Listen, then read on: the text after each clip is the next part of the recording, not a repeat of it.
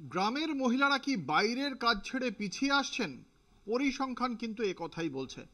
দেশের গ্রামাঞ্চলে কমেছে মহিলাদের কর্মসংস্থান। কেন্দ্রীয় পরিসংখ্যান এবং প্রকল্প রূপায়ণ মন্ত্রকের রিপোর্টে এমনই উদ্বেগ প্রকাশ করা হয়েছে। নতুন উদ্বেগ নিয়ে এসেছে নারী কর্মীর সংখ্যা হ্রাস। নারী ও পুরুষ কর্মীর অনুপাত ভারসাম্যযুক্ত না হলে আর্থিক বৃদ্ধির হারে বড়সড় প্রভাব পড়ে। এজন্য দায়ী হিসেবে মনে করা হচ্ছে নারী শক্তির কাজের যোগদানের প্রবণতা থমকে যাওয়া। কাজের জায়গায় নারীরা কি বিপন্ন বোধ করছেন? আর্থিক শোষণ কি নারীদের ক্ষেত্রে আরো বেশি? কেন এই প্রবণতা যাচাই করতে চাইছে কেন্দ্র।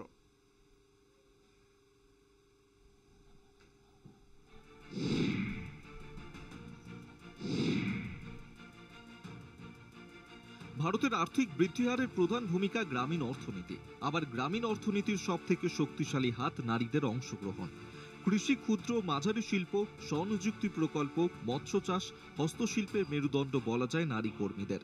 ডোনাল্ড ট্রাম্পের শুল্ক যুদ্ধ কিংবা ভারতের বাণিজ্য ঘাটতির মতো বৃহৎ সংকটের পাশাপাশি নতুন উদ্বেগ নিয়ে এসেছে নারী কর্মীর সংখ্যা হ্রাস। কেন্দ্রীয় পরিসংখ্যান এবং প্রকল্প রূপায়ণ মন্ত্রকের প্রকাশ করা রিপোর্ট অনুযায়ী গ্রামীণ ভারতের জীবিকা ক্ষেত্রে নারীদের অংশীদারিত্ব 2023-24 আর্থিক বছরে 41%। 2024-25 অর্থবর্ষে কমে হয়েছে 40%। 2023 সালের তুলনায় 2024 সালে বেকারত্ব বেড়েছে। শহরের তুলনায় গ্রামে বেকারত্ব বেশি বেড়েছে। বিগত 6 মাসের বেশি সময় ধরে দেখা গিয়েছে উত্তরোত্তর বৃদ্ধি পেয়েছে 100 দিনের কাজে প্রকল্পে যোগদানের আবেদন। এই পরিসংখ্যান গ্রামাঞ্চলে বেকারত্ব বৃদ্ধির অন্যতম প্রমাণ বলে মনে করা হচ্ছে। Labour force participation rate report অনুযায়ী 1 বছরে কর্মীর হার কমেছে। গ্রামীণ এলাকায় মহিলা কর্মীর সংখ্যা বেশি কমেছে। একজন নারী বা পুরুষ কতদিন একটি অথবা ভিন্ন পেশা থেকে আয় করেন তার ভিত্তিতে সমীক্ষা। পিরিয়ডিক লেবার সার্ভে করা হয় সাপ্তাহিক, মাসিক, বার্ষিক পরিসংখ্যানে।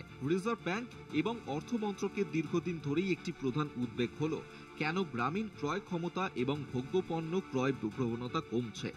গ্রামাঞ্চলে পণ্য বিক্রি না হলে অর্থনীতির চাকা থমকে যায়। শহরে ভোগ্যপণ্য বিক্রি বেড়ে গেলেও গ্রামের পণ্য ক্রয় না হলে সামগ্রিক আর্থিক বৃদ্ধি হার ক্ষতির সম্মুখীন হয়। টু হুইলার, ট্রাক্টর, সাইকেল গ্রামীণ অর্থনীতির 3 প্রধান চালিকা শক্তির বিক্রি থমকে। বিশেষ করে মহিলাদের সাইকেল এবং হাল আমলে স্কুটি ক্রয় অন্যতম মানদণ্ড হিসেবে দেখা দেয় আর্থিক আদান প্রদানে। সেই প্রবণতা কমেছে।